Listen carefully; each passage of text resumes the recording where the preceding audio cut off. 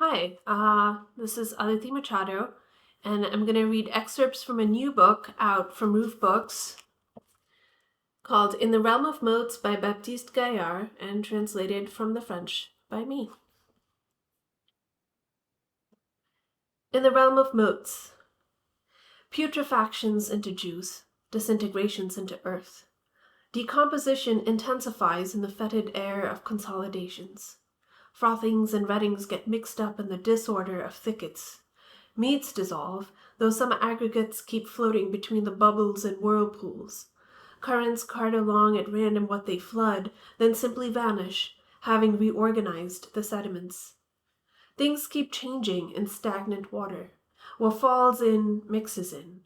From a series of amorphous points, invisible operators strive toward new developments. Cocoons sink in, stuffed, scattered and dense, huddled up in little nooks already wet from the froth of some slime. The world is melting, hybrids are emerging, the cycles overlap in ever-agitated forests. At high altitude, the sky is full of suspensions, but remains blue. Almost nothing permits them to be distinguished but for the changing light, and no cloud can be identified as the source of variation, and then it's not really the suspensions that are seen, but an effect of their presence. Masses of sand break away, mix with atmospheric winds, then disperse as they slow down, returning to Earth, having all of a sudden traveled vast swathes of the globe. Granules of some such settle among such other.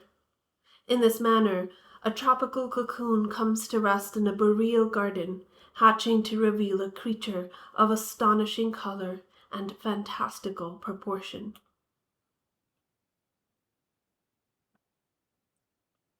Wool and fabric absorb moisture. Piled up in armoires, they conceal the movement of moths.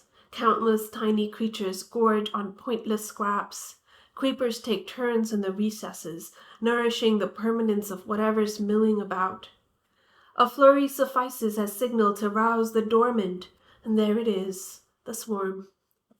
The kitchen fills up with gray butterflies, parasites pullulate. The nervous and identical fluttering obeys a pattern for a while, then transforms dramatically into a tailspin. New routes emerge. The flies flip over. The butterflies beat their wings into a fine powder and die. When crushing them, one merely strikes the hand, and something of life detonates. Soon, the sun will illuminate only one side of the grasses, stretched out on the ground in an elongation of shadow, which too shall disappear. Then night truly begins.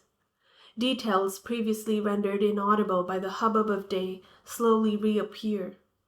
When a plane flies by, a hissing sound emerges, like a thin streak of altitude disturbing terrestrial space, which by contrast constricts into a silent mass, decompressing back into an abundance of detail after the plane has disappeared.